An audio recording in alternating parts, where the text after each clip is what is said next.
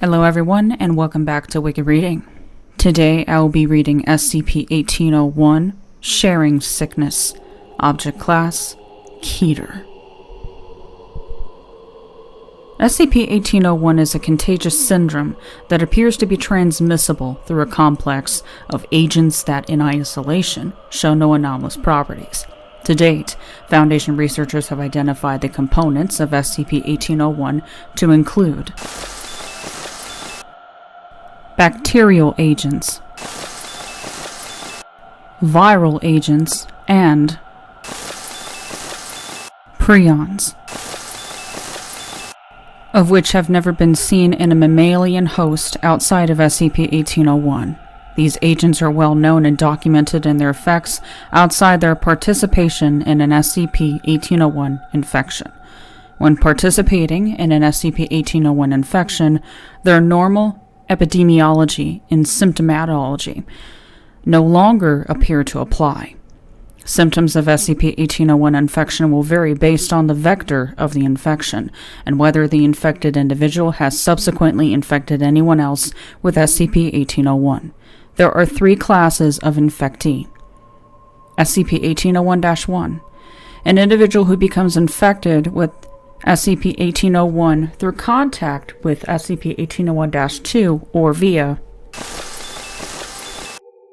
becomes -1. Despite hosting several strains of bacteria and virus that normally lead to fatal infections, -1 will remain apparently healthy and asymptomatic until infecting another individual with SCP-1801. SCP-1801-2. An individual who becomes infected with SCP-1801 through contact with -1 or SCP-1801-3 will become -2. Within 24 hours of infection, -2 will begin showing signs similar to an active infection by Staphylococcus aureus or Clostridium perfringens. However, rather than liquefaction and necrosis, the infected tissues vanish completely. Blood loss is minimal as blood vessels close off as tissue disappears. Because of this, the victim does not suffer from toxemia or shock and can survive much longer than typical for such a tissue-destroying infection, usually until vital, neural, or organ tissue is affected. With the assist of a heart-lung machine and dialysis, one instance of -2 survived 16 days after onset of symptoms and the loss of 80% of muscle mass, all extremities, stomach, intestines, kidneys, liver, as well as the lower mandible, tongue, and esophagus. The -2 expired after 30% of their brain mass was lost. SCP-1801-3. Once -1 has passed on SCP-1801 to at least one other person, -1 will cease being asymptomatic and begin transition to become -3. -3 will begin showing the onset of irregular mature teratomas. The onset of these teratomas will correspond with the onset of symptoms in the -2 that was infected before the transition. Mass and rate of growth of teratomas in -3 will correspond to the mass and rate of tissue destruction in -2. The rate of growth of tumors may accelerate if -3 infects new individuals with SCP-1801. In this instance, mass and rate of growth of teratomas in -3 will correspond to the collective mass and rate of tissue destruction in all instances of -2 so infected. Genetic tests on teratomas show genetic material from -2 rather than -3. Despite this, no incidence of tissue rejection has been observed. Teratomas growing on -3 show a much higher incidence of complex organ development than is typical. In addition to eyes, teeth, and hair, there have been observed a complete kidney, a lung, a complete left hand showing some independent movement, a tongue, While these growths appear random, they interlink with each other and in advanced cases show a circulatory, endocrine, systems parallel and independent of -3's original anatomy. -3 generally survives until tumor growth obstructs normal organ functioning. In 55% of cases, death is from asphyxiation due to airway blockage or lung collapse.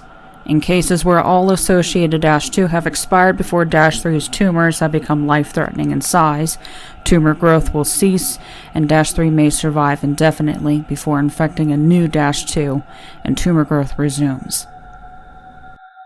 Special Containment Procedures.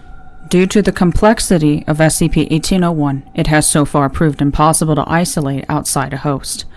All subjects infected with SCP-1801 shall be kept in the dedicated SCP-1801 Bioresearch Medical Facility at Armed Biocontainment Area 14. The entire building shall be kept under Level 4 Biohazard Containment Protocols, and a 100-meter security perimeter is to be maintained around the structure under constant guard. Persons attempting unauthorized entry or exit of the secure perimeter are to be immediately terminated and the remains incinerated. No biological materials are to leave the SCP-1801 Bioresearch Medical Facility. All tests must be performed on site without exception. Physical entry to the SCP-1801 Bioresearch Medical Facility is limited to personnel with approval of the site director and only with full Level 4 containment gear. A pre-exit 72-hour on-site quarantine in the facility's dedicated sterile area is mandatory before any personnel are allowed back across the secure perimeter. All subjects infected with SCP-1801 shall be isolated and remain under observation in individual rooms in the SCP-1801 Bioresearch Medical Facility.